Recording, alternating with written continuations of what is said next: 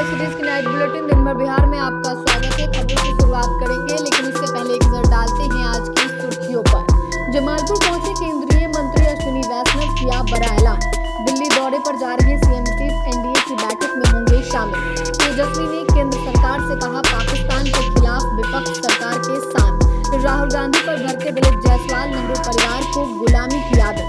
पप्पू यादव ने पीएम के बिहार दौरे पर बोला हमला, तेजस्वी को भी सुनाया। भाजपा विधायक मिश्रलाल यादव को जेल 3 महीने की सजा बरकरार। बिहार में 1.30 लाख शिक्षकों के ट्रांसफर की प्रक्रिया शुरू। एक्शन मोड में बिहार पुलिस, डीजीपी ने किया सभी आईजी डीआईजी को पटना तलब। पटना में पुलिस और अपराधी के बीच मुठभेड़, बस ने हाईवा में मारी टक्कर, ड्राइवर सहित 6 घायल। अब खबरें विस्तार से।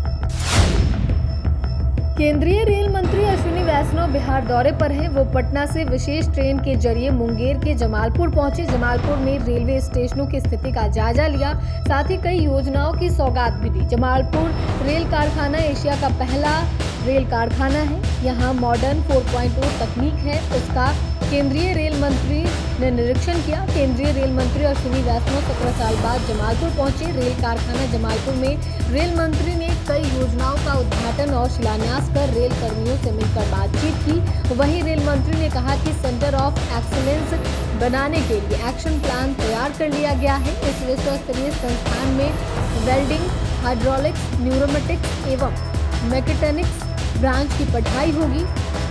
इसके विकास पर रेल मंत्रालय 350 करोड़ रुपए खर्च करेगा। वहीं रेल मंत्री ने घोषणा किया कि अगले वर्ष 2026 से इस संस्था में यह व्यवस्था लागू हो जाएगी। इसके लिए गतिशील विश्वविद्यालय के कुलपति 1 माह के अंदर यहां भेजा जाएगा। बिहार के मुख्यमंत्री नीतीश कुमार 2 दिवसीय दिल्ली दौरे पर जा रहे हैं। दिल्ली में एनडीए शासित प्रदेशों के मुख्यमंत्रियों की एक बड़ी बैठक होने वाली है। इस बैठक की अध्यक्षता प्रधानमंत्री नरेंद्र मोदी करने वाले हैं।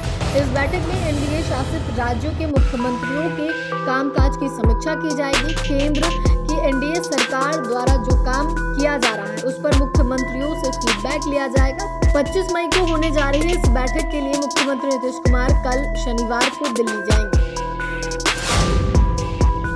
नेता प्रतिपक्ष तेजस्वी यादव ने बांका में एक प्रेस वार्ता के दौरान केंद्र सरकार पर तीखे सवाल उठाए। वहीं राष्ट्रीय सुरक्षा से जुड़े मामलों पर विपक्ष की भूमिका को भी स्पष्ट किया। उन्होंने 2 टूक शब्दों में कहा कि जब देश को पाकिस्तान के खिलाफ एकजुट होकर जवाब देना है तब विपक्ष पूरी तरह सरकार और देश के साथ खड़ा है। तेजस्वी ने इस संकट की घड़ी में सभी दलों से राष्ट्रीय सुरक्षा जैसे गंभीर मुद्दों पर राजनीति से ऊपर उठकर एकजुट रहने का आह्वान किया। तेजस्वी यादव ने जोर देकर कहा कि विपक्ष केवल सवाल पूछने के लिए नहीं बल्कि देश की सुरक्षा और एकता के लिए भी जिम्मेदार भूमिका निभा रही है। उन्होंने सरकार से एक महत्वपूर्ण मांग की कि जो जवान सीमाओं पर लड़ते हुए शहीद होते हैं उनके साथ साथ अर्धसैनिक बलों के जवानों को भी शहीद का दर्जा दिया जाए। उन्होंने बताया कि इस संबंध में उन्होंने केंद्र सरकार को पत्र भी लिखा है।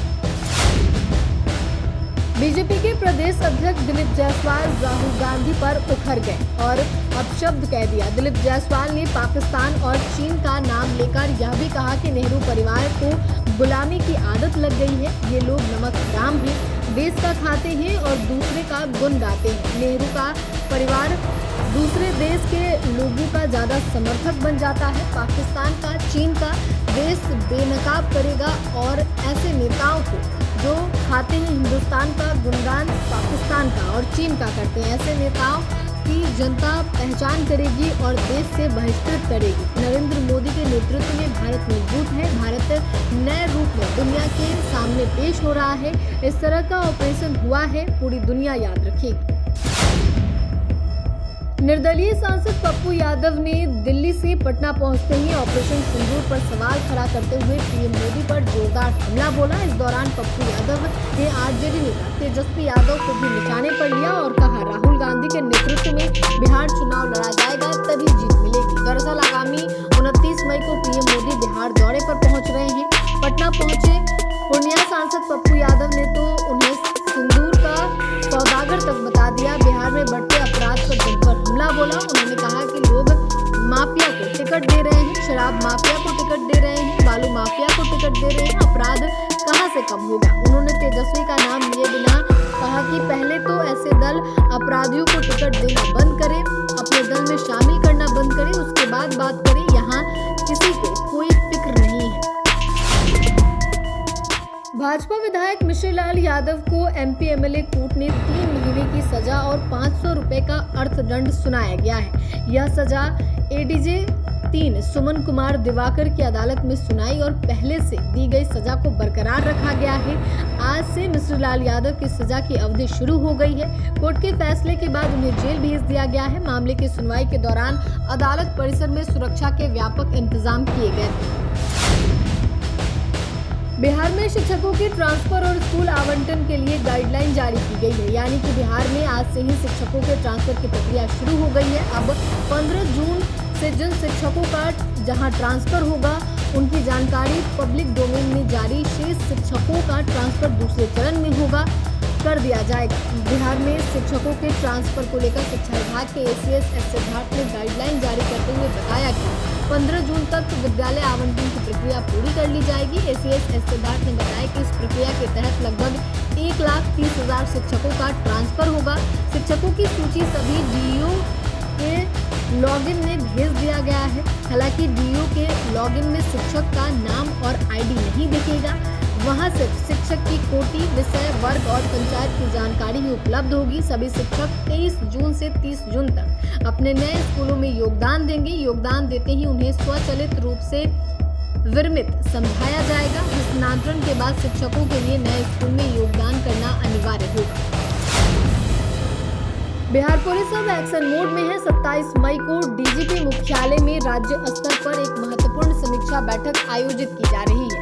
इस बैठक में राज्य के सभी रेंज के आईजी और डीआईजी शामिल होंगे।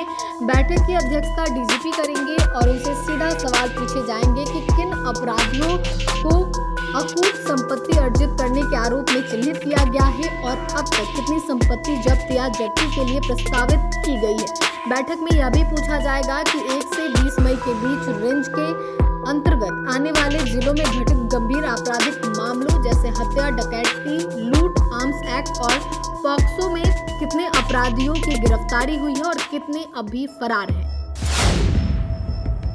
राजधानी पटना में पुलिस और अपराधियों के बीच मुठभेड़ हुई। इस घटना में एक अपराधी के पैर में गोली लगी। बताया जा रहा है कि एसटीएफ और पुलिस ने साझा कार्रवाई की है। इस घटना में 6 अपराधियों को पुलिस ने गिरफ्तार किया है। सभी अपराधियों का पुराना आपराधिक इतिहास रहा है। मामला विक्रम थाना क्षेत्र का है। गिरफ्तार अपराधियों के पास से देसी पिस्टल, मैगजीन, जिंदा कारतूस और 2 बाइक बरामद किया गया है। वहीं बाइक से भाग रहे अपराधियों को एसटीएफ और पटना पुलिस के बीच मुठभेड़ हुई। इस मुठभेड़ में एक अपराधी को गोली लगी है।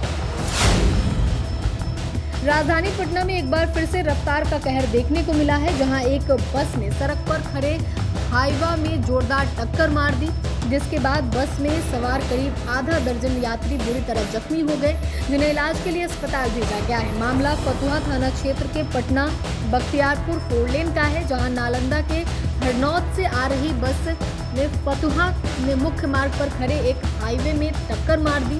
हाईवा में बालू लदा था। इस घटना के बाद ड्राइवर सहित करीब आधा दर्जन यात्री बुरी तरह से जख्मी बताए जा रहे हैं। हालांकि घटना की सूचना मिलते ही फतुहा थाने की पुलिस एम्बुलेंस से घायल यात्रियों को इलाज के लिए पटना लाया गया।